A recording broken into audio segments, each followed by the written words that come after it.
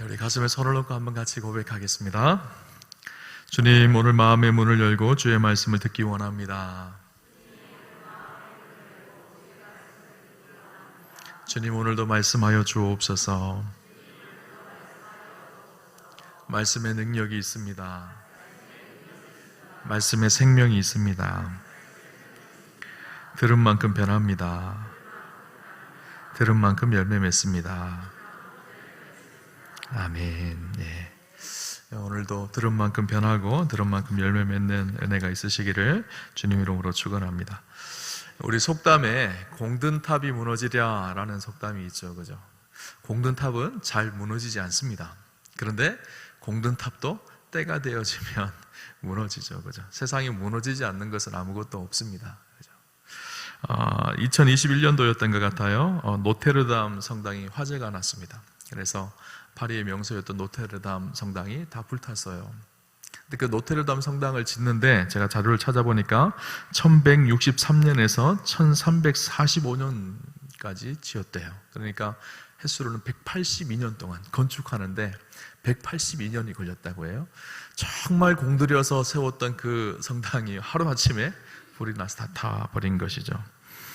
그 건물에 저는 가보지는 않았지만 들어가 보면 벽마다 이렇게 아주 고귀한 문양들이 잘 새겨져 있고 그 건물 자체가 작품이라고 하죠. 그래서 파리 사람들이 굉장히 자부심을 느끼는 그 성당인데 한순간에 다 불타서 무너지고 만 것입니다. 무엇이든지 세워지는 것은 오래 걸립니다. 그러나 무너지는 것은 순간이죠. 오늘 우리 인생도 마찬가지입니다. 영원할 것 같지만 다 순간입니다. 우리의 성공도, 우리의 인기도, 우리의 재산도, 우리의 권력도, 우리의 건강도 때가 되어지면요 다 무너지게 되어져 있죠. 그래서 그 무너지는 것 붙잡고 세상을 살아가다 보면 우리 인생이 결국은 비참하게 망하게 되어집니다. 그래서 우리가 정신 똑바로 붙잡고 잘 살아야 됩니다. 그죠? 오늘 성경에 보면 초대교회에 불일 듯이 복음 운동이 일어나기 시작했어요.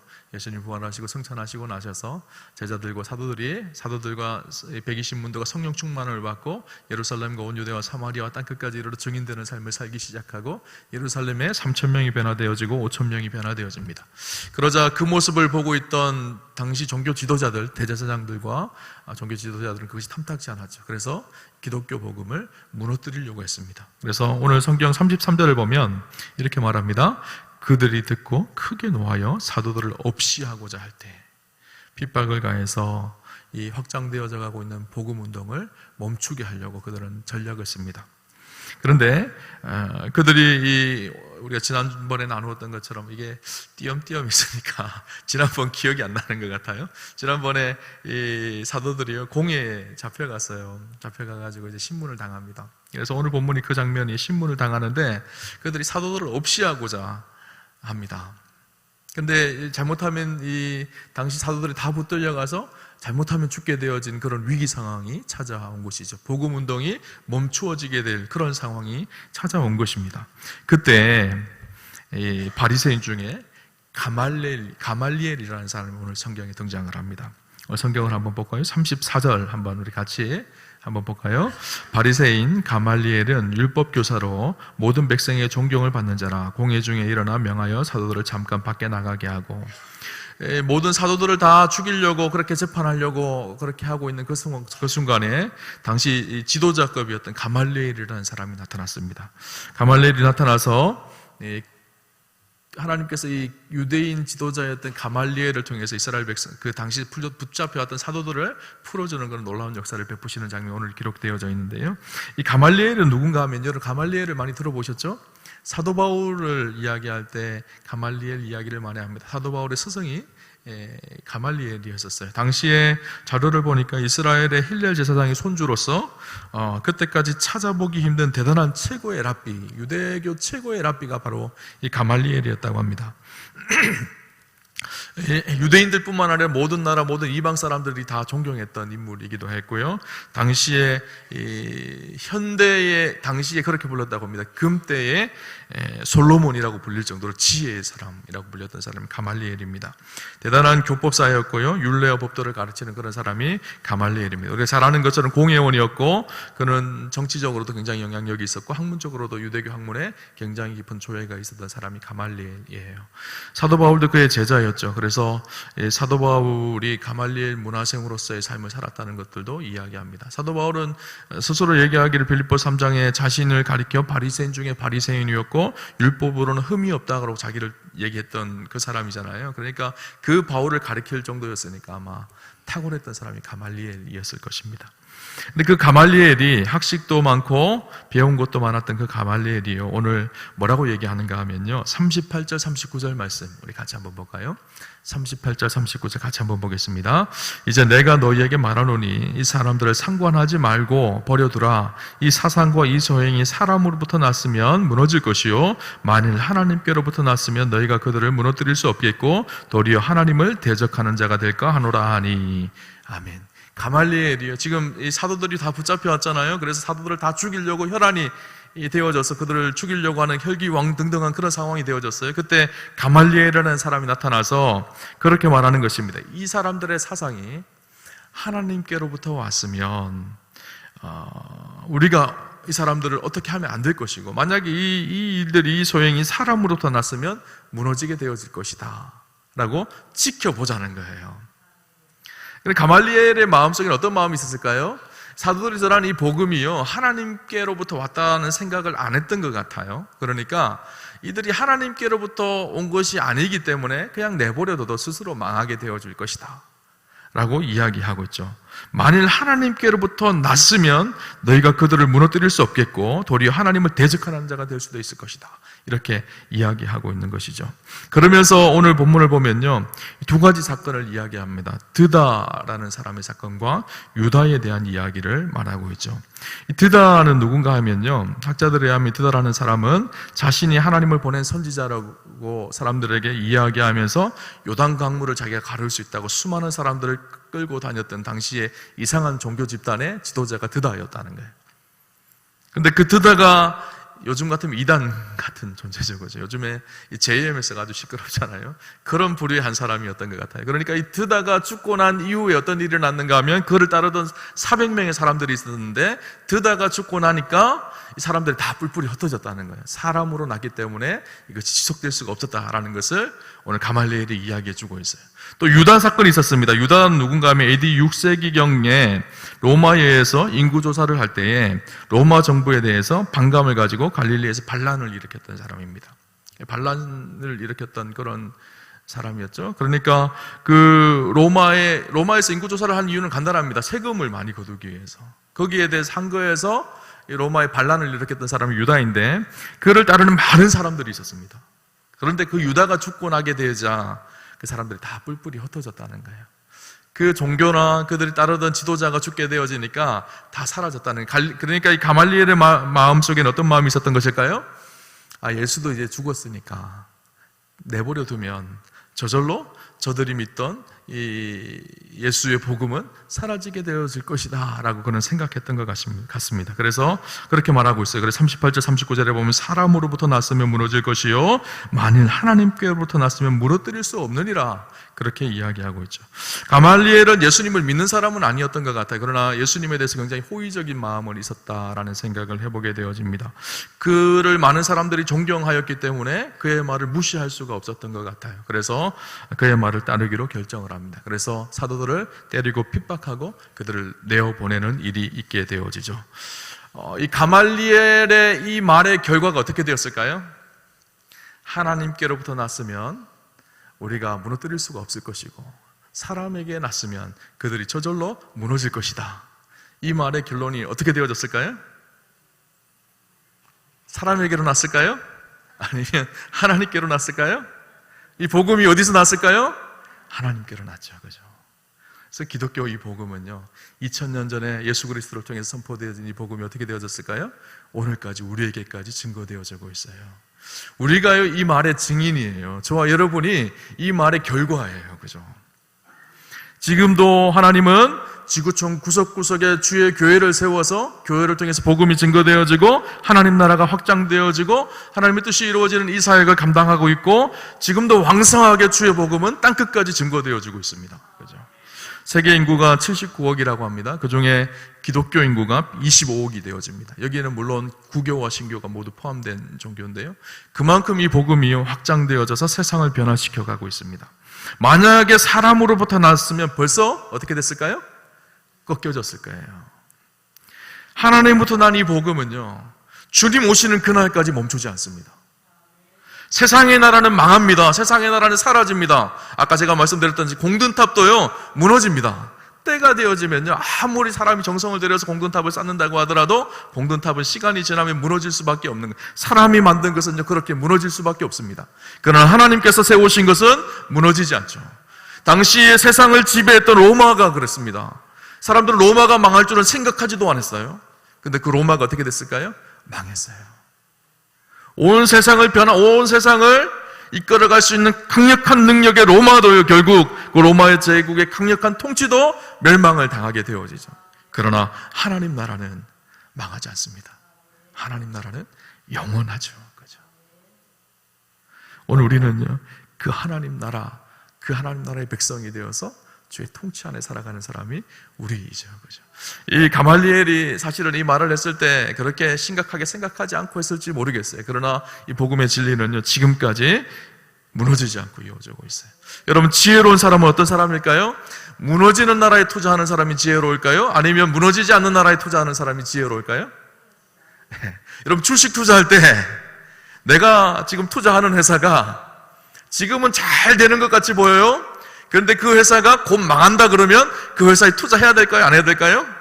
안 해야 되죠. 거기 투자한 거 빨리 빼서 잘 되는 회사에 투자를 해야 돼요. 그죠? 세상도 마찬가지입니다. 세상의 나라가 영원할 것 같습니다. 그러나 영원하지 않아요. 세상에 우리의 것을 투자하며 살아가는 인생은요, 결국은 어리석은 인생이 되어집니다. 영원한 하나님 나라, 변하지 않는 그 하나님 나라, 그곳에 우리의 삶을 두는 것, 그것이 지혜로운 것이죠. 여러분의 삶의 기준은 어떤 것인가요? 눈에 보이는, 지금 당장 보이는 그것이 우리의 삶의 기준인가요? 아니면 영원한 것이 우리의 삶의 기준인가요? 옛날에 어느 시골 노인이 자기 딸네 집이 서울인데 서울에 딸네 집을 찾아갔어요. 근데 아무리 찾아도 동네는 찾겠는데 딸네 집을 못 찾겠는 거예요. 다 그 집이 그 집 같고 그 집이 그 집 같은 거예요. 이리 두 번, 이 골목을 다녀도 그 집이 그 집 같고 저 골목을 다녀도 그 집이 그 집 같아서 이게 두리번 거리고 있으니까 한 젊은 청년이 찾아왔습니다. 아니 할아버지 어디 찾으세요? 그러니까 제가 딸네 집을 찾는데 딸네 집을 도대체 찾을 수가 없다는 거예요. 주소를 좀 가르쳐달라니까 주소는 모른다는 거예요. 그러면 할아버지 그 딸네 집에 좀 이렇게 그 집만이 가지고 있는 독특한 특징이 있나요? 물었어요. 이제 그 할아버지가 한참을 고민하다가 무릎을 탁 치면서 있다고, 우리 집 딸네 집에 내가 지난번 왔을 때 본 아주 중요한 특징 한 가지가 있다고 그렇게 말하면서 뭐라고 얘기하는가 하면 딸네 집에 담벼락 위에 누런 고양이 한 마리가 앉아 있었다고 그렇게 얘기를 했다는 거예요. 여러분 누런 고양이가 그때는 있었지만 그 다음에도 계속 있나요? 아니에요. 고양이는요, 있다가 없어지는 거예요. 그죠? 고양이가 기준이 될 수 없는 거예요. 우리 인생도 마찬가지입니다. 세상의 것, 있다가 없어지는 것이 우리의 삶의 기준이 되어질 수 없어요. 그죠? 그것은 어리석은 일이에요. 그 할아버지 얼마나 어리석은 삶을 사는 거예요. 정말 어리석은 인생은요, 사라질 것, 무너질 것에 인생을 걸고 살아가는 인생이 정말 어리석은 인생입니다. 우리는 무너지는 것이 아니라 영원한 것에 목숨을 걸고 살아가야 합니다. 그것이 지혜로운 삶이죠. 마태복음 7장 26절, 27절 말씀 우리가 잘 아는 말씀인데요. 우리 같이 한번 합독해 볼까요? 같이 보겠습니다. 나의 이 말을 듣고 행하지 아니하는 자는 그 집을 모래 위에 지은 어리석은 사람 같으리니 비가 내리고 창수가 나고 바람이 불어 그 집에 부딪히며 무너져 그 무너짐이 심하니라. 아멘. 아무리 열심히 집을 지으면 뭐합니까? 모래 위에 세운 집은 무너져 버려요. 그죠? 우리가 아무리 무엇인가 열심히 한다고 하면 뭐합니까? 세상의 것에 열심히 심으면 심을수록 때가 되어지면 사라지고 없어지는 그 세상의 것 바라보는 것, 어리석은 인생인 것이죠. 짐 엘리엇이라는 선교사님이 계세요. 영화 창끝, 여러분 창끝 아시는지 모르겠어요. 한국의 영화로도 상영되어졌죠. 짐 엘리엇이라는 선교사님의 일대기 삶을 기록해 놓은 영화인데요. 그는 1927년에 미국 포틀랜드에 태어났습니다. 아버지는 순회 전도자였고요, 어머니는 의사 밑에서 건강하게 잘 자란 사람입니다. 그래서 1945년에 기독교 명문인 이 휘튼 대학교에 입학을 하게 되어집니다. 그리고 그는 그의 인생을 하나님 앞에 선교사로 드리기로 결단을 하게 되어지죠. 학교를 졸업한 후에 성경 번역 선교회로 들어가서 훈련을 받고 1952년 에콰도르로 가서 사역을 시작합니다. 그곳에서 여러 가지 훈련을 받고 5명의 동역자들과 함께 한 번도 복음을 들어보지 못한 아우카족에 들어가서 복음을 전합니다. 그런데 그곳에 들어가자마자 며칠 지나지 않아서 선교본부와 연락이 단절되어져요. 그래서 선교본부에서 사람을 보내서 어떻게 되어졌나 가보니까요, 그 5명의 청년들이 다 죽어버렸어요. 아우카 부족에서 와서 그 사람들 창으로 찔러 죽인 거예요. 보니까 그들의 가슴 속에는 권총이 하나 있었어요. 권총으로 그 사람들을 쏴서 그 사람들을 제압할 수가 있었음에도 불구하고 선교사이기 때문에 그들을 사랑하는 마음으로 왔기 때문에 쏘지 않고 자기가 순교를 당하게 되어진 것이죠. 이후에 미국의 한 타임즈에 이런 기사가 났습니다. 장래가 촉망되는 젊은이들이 무엇 때문에 멀리 남미까지 가서 제대로 일도 못하고 개죽음을 당해야 하는가. 그러면서 타이틀이 무엇인가 하면 얼마나 불필요한 낭비인가. What a waste라는 제목으로 타임즈 기사가 났어요. 근데 그 짐 엘리엇의 아내가 엘리자베스 엘리엇이라는 아내가 있는데, 그 엘리자베스 엘리엇이 이 신문기자를 찾아가서 항의를 합니다. 낭비라니요. 왜 그런 말씀을 하십니까? 제 남편은 어렸을 때부터 이 순간을 위해 준비했던 사람입니다. 내 남편은 이제야 그 꿈을 이룬 것 뿐입니다. 그러면서 그 책에 보면, 그가 쓴 책에 보면 전능자의 그늘 아래라는 책이 있는데, 그 책에 보면요, 이 짐 엘리엇의 일기가 나옵니다. 그 일기 내용 속에 그가 썼던 아주 유명한 말이 있습니다. 이런 말이 있어요. 영원한 것을 얻기 위하여 영원하지 않는 것을 버리는 사람은 결코 바보가 아니다. 다시 한번 읽어드릴게요. 원래 좀 감동이 되는 말인데 별로 감동이 안 되시는 것 같아요. 영원한 것을 얻기 위하여 영원하지 않는 것을 버리는 사람은 결코 바보가 아니다. 여러분, 나중에 이 짐 엘리엇의 아내가 엘리자베스 엘리엇이요, 이 아우카족에 들어가서 복음을 전합니다. 그래서 아우카족 전체가 다 복음화되어져요. 이 짐 엘리엇의 순교로 인해서 당시 미국의 수많은 젊은이들이 각성을 하고 선교사로 가서 복음을 전하는 일들이 일어나기 시작했던 것이죠. 세상적으로 봤을 때는 낭비처럼 보여졌습니다. 그러나 하나님 앞에서 낭비가 아니었었어요. 영원한 것을 얻기 위하여 영원하지 않은 것을 버리는 사람은 바보가 아닌 것이죠. 그죠? 수많은 사람들이 있지만 결국 우리 인생은요, 2종류의 인생이 있습니다. 세상 바라보다가 없어지고 사라지는 것 바라보다가 함께 세상과 사라지는 인생이 있고요, 영원한 것 바라보며 그 하나님 나라를 꿈꾸며 살아가다가 영원한 하나님 나라에 들어가서 그 영생의 풍성한 삶을 살아가는 사람이 있을 것입니다. 저는 우리 오암교회 성도님들이 지혜로운 사람이셨으면 좋겠어요. 없어지는 것 바라보며 살아가는 인생이 아니라 영원한 것 바라보며 살아가는 축복의 사람들 되시기를 주님 이름으로 축원합니다. 그러기 위해서 날마다 해야 될 일이 있어요. 무엇인가 하면요, 우리의 삶을 점검하는 일이에요. 내가 오늘 하나님 말씀대로 살아가고 있는지, 그 말씀에 순종하며 살아가고 있는지, 내 삶을 확인하고 점검하는 일입니다. 저는 목사이니까요, 말씀을 자주 준비할 수밖에 없죠. 새벽 예배를 준비하고, 오늘 또 수요 예배를 준비하고, 또 주일 예배를 준비하고, 늘 말씀을 준비하다 보니까 말씀을 옆에 두고 말씀을 묵상하고, 하루 종일 이번 주일 설교 본문을 정하면 그 말씀을 머리에 생각하면서 고민하면서 그렇게 설교를 준비합니다. 그러다 보니까 말씀을 묵상하는 것이요, 어떻게 보면 좀 자연스러운 일이 되어졌어요. 그런데 처음에 말씀 묵상하는 것이 사실 쉽지가 않더라고요. 여러분, 내일부터 성경 묵상 학교가 시작되어지잖아요. 처음에는 말씀 묵상하는 것이 쉽지 않습니다. 그런데 이거 하다 보면 익숙해져요. 그런데 참 중요한 것이 있어요. 말씀 묵상하는 것보다 훨씬 어려운 것이 있어요. 저는요, 설교를 준비하는 것 참 쉽지 않습니다. 제가 좀 이렇게 말도 유창하게 잘해서 설교를 잘할 수 있는 사람이면 좋은데, 제가 그렇게 유창하게 화려하게 말을 잘하는 사람이 아니에요. 그러다 보니까 설교 준비하는데 굉장히 고민이 많습니다. 그냥 이렇게 뚝딱뚝딱 하는 게 아니라서요. 그런데 설교를 준비하는 것도 힘든 일이지만 더 힘들고 더 어려운 일이 있어요. 말씀을 묵상하는 일도 힘든 일이지만 그 말씀을 묵상하는 일보다 더 힘들고 더 어려운 일이 있습니다. 무엇인가 하면요, 말씀을 삶에 적용하는 거예요. 그 말씀이 오늘 내 삶을 붙들어가게 하는 거예요. 말씀이 우리가 들려지기에 귀에 달콤한 말씀이면 괜찮습니다. 좋은 말씀, 내가 너를 사랑한다, 내가 너를 축복한다, 이런 말씀이면요 굉장히 좋아요. 그런데 진짜 힘든 말씀은 어떤 말씀인가 하면요, 그 말씀을 묵상하고 그 말씀대로 살려고 하면 불편해지는 말씀이 있어요. 그런데 진짜 좋은 말씀은요, 그런 말씀이 진짜 좋은 말씀이에요. 내 삶이 말씀 때문에 불편해지셔야 돼요, 여러분. 그냥 흘러가는 대로 그렇게 사는 것이 아니라 말씀이 내 삶에 와서 부딪혀야 됩니다. 그래야지 그 부딪힘 때문에 아픔이 있으셔야 돼요. 사실은 그 아픔이 싫어서 사람들이 말씀을 회피하거든요. 말씀을 들을 때는 아멘 하고 은혜로 듣지만 그 말씀을 살려고 하면 삶의 부딪힘이 있기 때문에 말씀을 회피하려고 해요. 우리 지난주 주일날 설교 들었잖아요. 나는 선교사다, 나는 선교사다 다 하셨잖아요. 다들 보니까 제가 말씀 이렇게 듣는 모습을 가만히 보니까 다들 은혜 받으셨던 것 같아요. 근데 문제는요, 은혜 받는 것이 중요한 것이 아니라 그 은혜 받은 말씀을 붙들고 세상 속에 사는 것이 중요하거든요.